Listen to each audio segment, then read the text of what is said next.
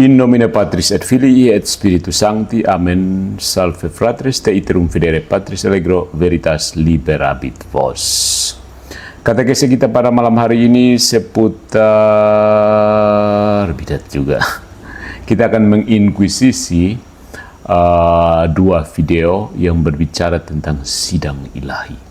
Veritas liberabit vos. Bangkit, lihat dan pahami, kebenaran itu bukan milik kita. Kitalah yang harus kembali. Ya, jadi ada istilah-istilah Protestan yang asing bagi orang Katolik ya. Salah satunya adalah sidang ilahi, dan kita akan lihat pada pertemuan berikutnya soal periode intertestamental. Aneh kali ya Protestan.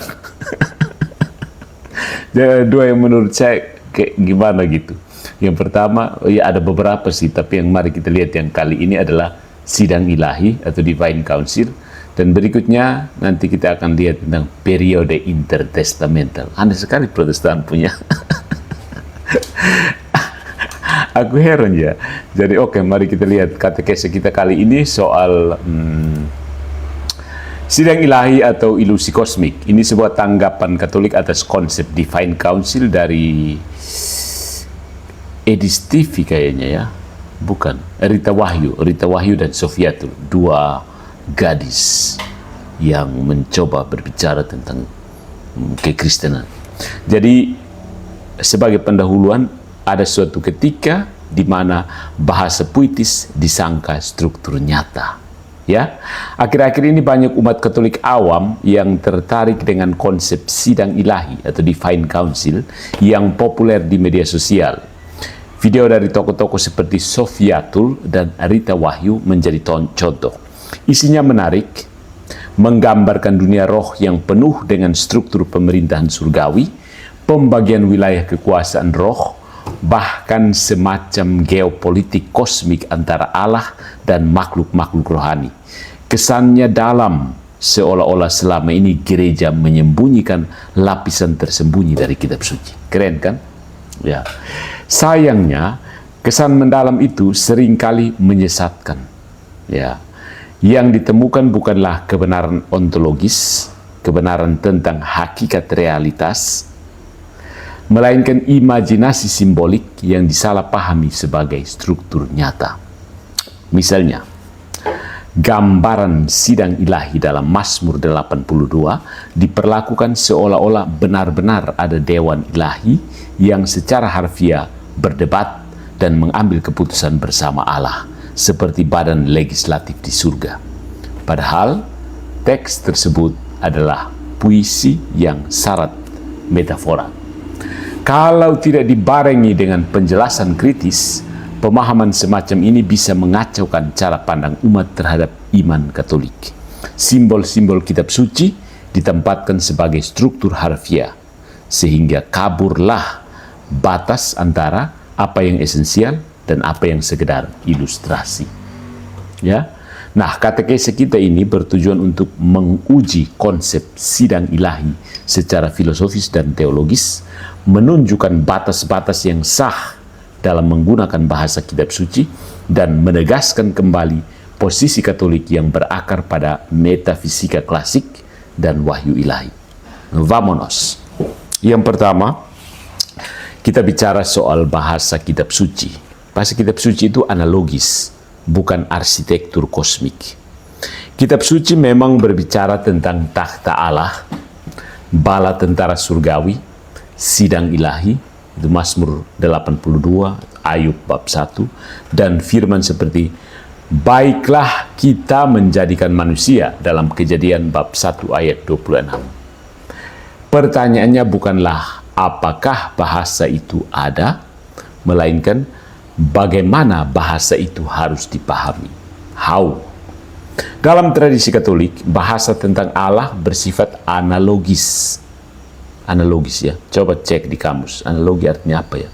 Bukan univokal. Univokal artinya tidak memiliki makna yang sama persis dengan bahasa sehari-hari. Maksudnya bahasa analogis itu bahasa yang tidak punya makna yang sama persis dengan bahasa sehari-hari. Jadi contohnya misalnya kita kalau saya bicara Tuhan berbicara, itu berbeda dengan Patris Allegro berbicara. Bedanya di mana? Tuhan tidak perlu orang Kupang bilang peegar gantang, kas keluar bunyi, tidak. Tuhan berbicara itu lain sama sekali. Ya. Nah, Katekismus Gereja Katolik nomor 43 dan Santo Thomas Aquinas dalam Summa Theologiae-nya pars prima, question 13, artikel kelima, mengajarkan bahwa kata-kata yang kita pakai tentang Allah dan ciptaan tidak pernah identik maknanya. Saya baik dan Tuhan baik itu beda sekali. Kata-kata itu menunjuk pada realitas Allah secara tidak langsung melalui perbandingan. Analoginya begini, ketika kita menyebut Allah sebagai Bapa, kita tidak bermaksud bahwa Allah memiliki jenis kelamin laki-laki atau beranak secara biologis, ya kan? Nah, maksudnya adalah bahwa Allah mengasihi, melindungi, dan mendidik kita seperti seorang ayah yang baik. Demikian juga, ketika kitab suci menyebut Allah murka atau menyesal, itu bukan berarti Allah memiliki emosi labil seperti manusia. Itu adalah cara Allah menyesuaikan diri dengan keterbatasan akal budi manusia. Kalau analogi ini dibekukan menjadi struktur literal, maka terjadilah kesalahan fatal. Ya, simbol berubah menjadi simbol itu. Kalau dibekukan secara literal, maka simbol berubah menjadi sistem, metafora berubah menjadi metafisika palsu. Allah disebut raja bukan berarti dia bagian dari sistem kerajaan. Allah berfirman dalam sidang bukan berarti dia membutuhkan musyawarah untuk mufakat. Allah memiliki bala tentara bukan berarti ia bergantung pada struktur militer. Paham? Yang kedua, soal distingsi fundamental, perbedaan mendasar. Pencipta versus ciptaan. Khalik versus makhluk. Konsep sidang ilahi sering bertumpu pada gagasan bahwa kata Elohim dalam bahasa Ibrani mencakup berbagai entitas. Entah itu Allah, malaikat, bahkan makhluk rohani lainnya. Masalahnya bukan pada penggunaan kata, tetapi pada loncatan ontologis, penyamaan tingkat keberadaan yang dilakukan sesudah itu. Nah, dalam metafisika Katolik, khususnya Thomistik, ada jurang pemisah yang tidak terhingga. Jurang ini tidak terhingga antara Khalik dan makhluk, penciptaan dan ciptaan, pencipta dan ciptaan. Allah itu ipsum esse subsistens, keberadaan itu sendiri. Dia ada dengan sendirinya, tidak tergantung pada apapun. Bedanya, makhluk termasuk malaikat memiliki keberadaan karena menerima dari Allah adanya participatio entis, partisipasi keberadaan. Ya, jadi sang Khalik itu ipsum esse subsistens, sang makhluk itu participatio entis. Para bapak gereja sudah tegas tentang hal ini. Santo Agustinus dalam De Civitate Dei menolak segala bentuk penyamarataan antara Allah dan makhluk rohani. Santo Athanasius dalam De Incarnatione menegaskan bahwa malaikat pun tetap berada pada tingkat ciptaan, bukan sekutu atau anggota dari hakikat ilahi. Singkatnya, Allah dan makhluk, Khalik dan makhluk, tidak pernah berada di tingkat yang sama. Allah ada di atas segalanya. Kalau ilah-ilah lain dalam Mazmur 82 dipahami sebagai entitas ilahi yang sejenis dengan Allah, meskipun lebih rendah, maka kita telah jatuh ke dalam hierarki politeistik terselubung. Batas ini bukan detail kecil. Ini adalah garis pemisah antara iman dan mitologi. Ya, ya kan? Potas. Yang berikutnya soal sidang ilahi. Drama kedaulatan, bukan struktur pemerintah. Teks seperti Ayub bab 1 atau 1 Raja-Raja bab 22 sering dijadikan dasar bahwa Allah berkonsultasi dengan makhluk surgawi. Tapi pembacaan Katolik lebih berhati-hati. Allah tidak membutuhkan informasi. Allah tidak bergantung pada keputusan makhluk. Allah tidak berada pada proses musyawarah seperti manusia.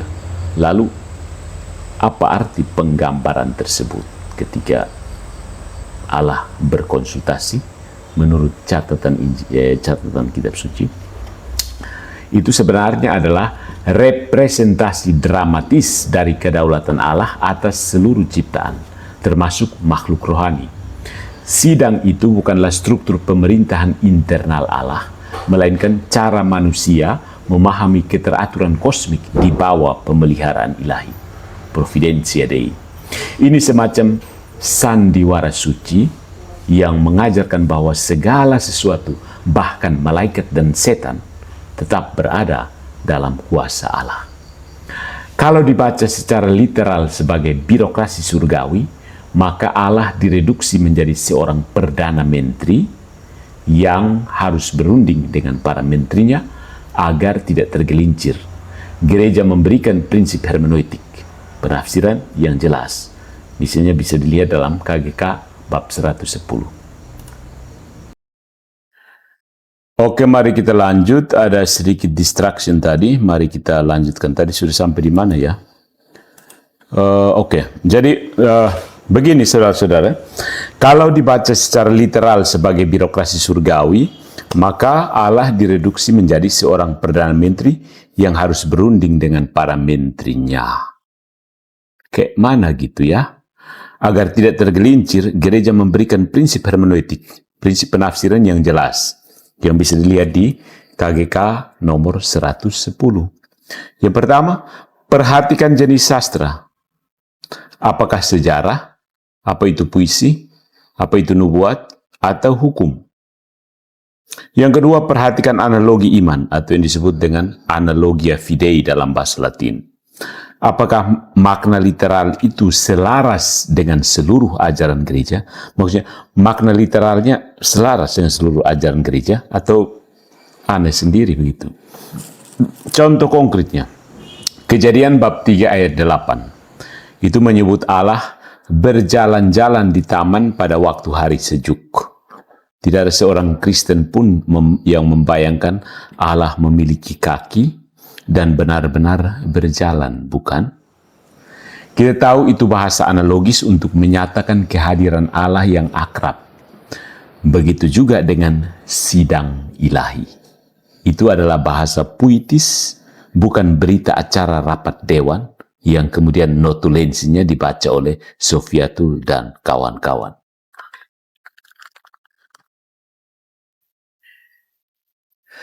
Yang berikutnya, soal IBLIS. Diizinkan, bukan difungsikan. Dalam konsep sidang ilahi, saudara-saudara, iblis sering ditempatkan sebagai jaksa penuntut atau penguji resmi yang memiliki fungsi positif dalam tatanan ilahi. Bahaya, ya.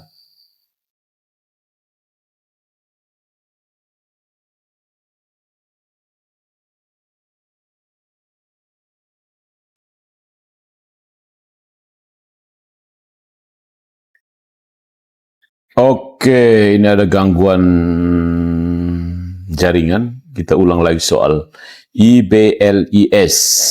Diizinkan, bukan difungsikan. Ya, si malaikat yang jatuh itu.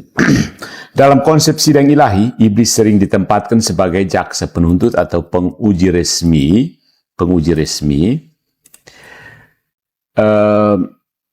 Yang punya fungsi positif dalam tatanan ilahi. Memang benar bahwa iblis tidak independen dari Allah. Segala sesuatu tetap berada dalam providensi, pemeliharaan Allah. Tapi gereja dengan tegas menolak gagasan bahwa kejahatan memiliki fungsi positif dalam rencana Allah.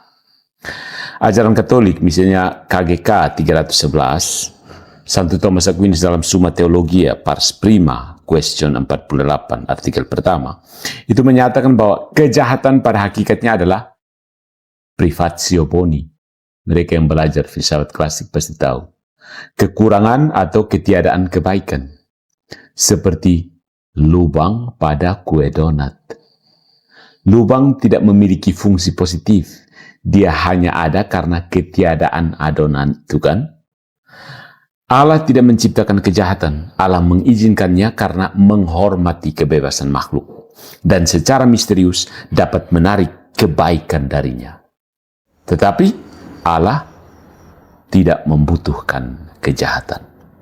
Kalau IBLIS diposisikan sebagai bagian normal dari sistem sidang ilahi, maka secara diam-diam, secara silently, kita telah menggeser teologi menuju dualisme fungsionalis. Ya, seolah-olah kebaikan dan kejahatan sama-sama diperlukan untuk keseimbangan kosmis. Ini manikeistik. Ini keliru dan berbahaya. Yang berikut soal dosa dan keselamatan. Itu bukan politik kosmik. Narasi sidang ilahi sering mengarah pada gambaran yang dramatis tapi dangkal. Dosa sama dengan pemberontakan terhadap kerajaan, berpindah loyalitas politik. Sementara keselamatan itu berarti perebutan kembali otoritas, operasi militer kosmik. Keren kali ya. Dalam tradisi Katolik, dosa lebih dari sekedar pelanggaran hukum. Dosa adalah kerusakan dalam natur manusia. Disintegrasi antara akal, kehendak, dan kebaikan. Artinya, tidak utuhnya. Masing-masing jalan sendiri. Akal jalan lain tempat, kehendak lain tempat, kebaikan lain tempat. Itu namanya dosa. Dosa membuat kita kehilangan rahmat pengudusan dan melukai citra Allah dalam diri kita. Luka, sakit. Keselamatan juga bukan sekedar reposisi status.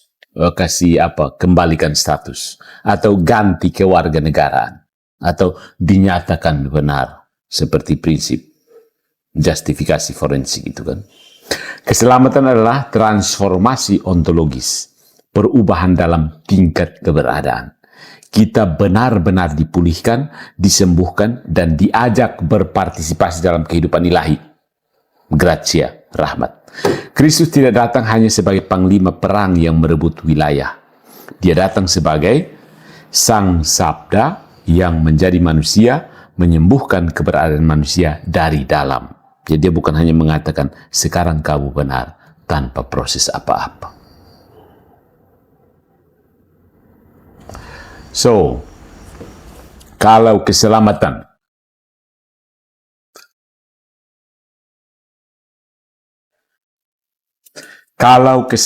direduksi menjadi geopolitik kosmik, maka misteri inkarnasi, di mana Allah menjadi manusia, kehilangan kedalamannya.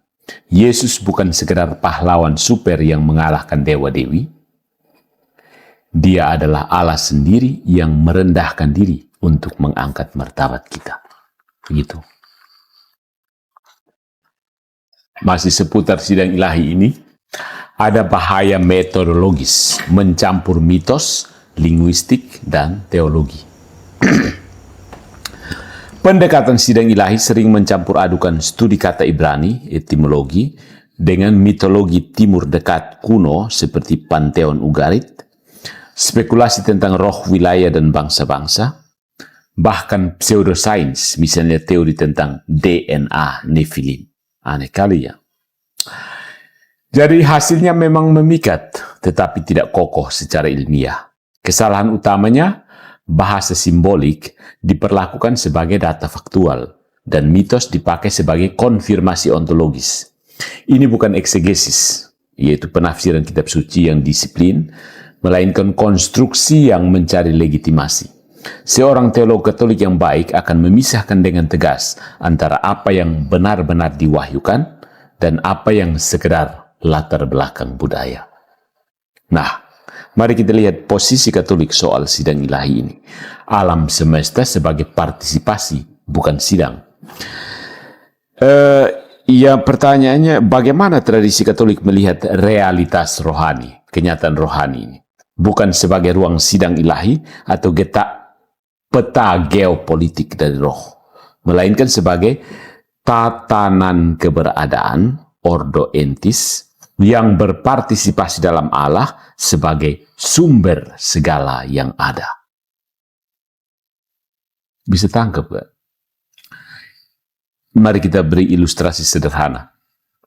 Satu batang pohon tidak menghasilkan cahaya dan kehidupan dari dirinya sendiri. Dia hidup, tumbuh, dan berbuah selama dia menerima sinar matahari.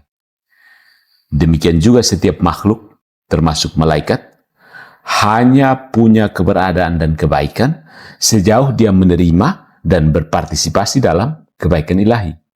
Nah, Santo Thomas Aquinas menyebut ini participatio entis, bahasa Latin, artinya partisipasi dalam keberadaan. Allah adalah matahari, kita adalah tanaman dalam analogi. Tangkap kau potas. Relasi utama antara Allah dan ciptaan bukanlah kekuasaan politik, melainkan keberadaan dan kebenaran. Ini membawa konsekuensi praktis dalam hidup iman sehari-hari. Apa saja? Doa bukanlah melapor kepada kepala negara, tetapi membuka diri agar terang Allah mengalir dan mengubah kita. Ekaristi bukan sekedar ritual kenegaraan, tos kenegaraan, tetapi partisipasi nyata dalam hidup Kristus. Dan hidup moralitas kita itu bukanlah kepatuhan buta pada hukum, tetapi membiarkan hidup Allah masuk, menyembuhkan, dan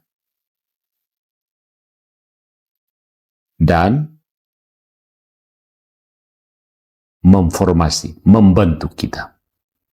Struktur kosmik, struktur alam semesta, bukanlah sidang paripurna, melainkan aliran kasih dan keberadaan dari sang sumber. So my friends, di antara kedalaman palsu dan kedalaman sejati. Kenapa? Apanya kurang bagus ya? Jaringan. So,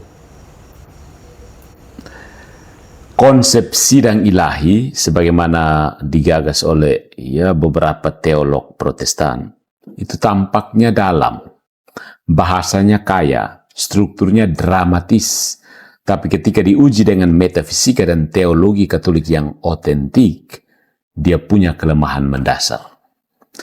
Yang pertama, kenapa itu sidang ilahi muncul? Mencampur simbol dengan ontologi, hakikat dari realitas. Kemudian mengganti metafisika dengan narasi kosmik yang spekulatif. Dan mereduksi Allah menjadi ketua sidang yang perlu berunding. Lalu memperkecil keselamatan menjadi sekedar perebutan kekuasaan. Jadi pada akhirnya yang tersisa adalah sebuah dunia yang terdengar agung tapi kehilangan pusatnya. Dan pusat itu sederhana tapi mutlak. Allah bukan anggota tertinggi dalam suatu sidang. Dia adalah sumber dari segala yang ada yang tidak membutuhkan sidang apapun untuk menjadi Allah.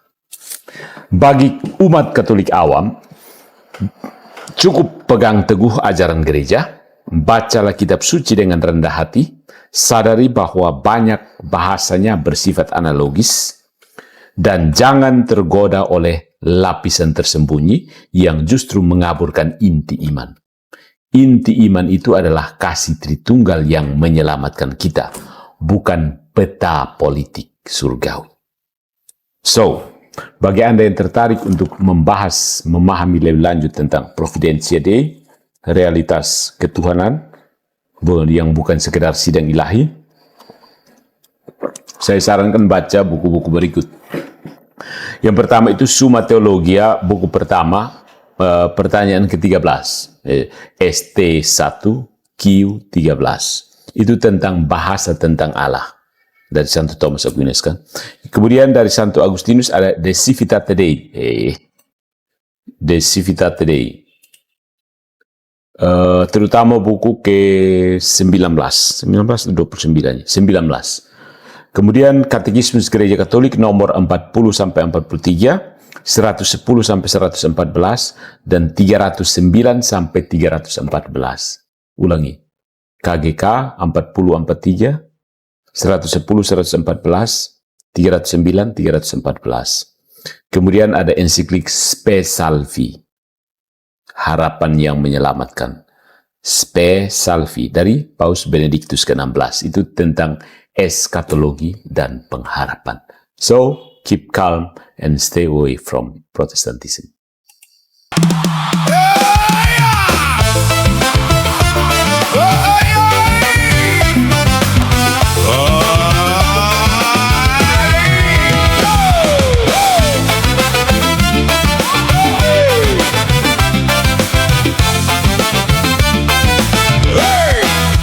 Katamu cukup satu nama, tak perlu Bapa, tak perlu Rohnya.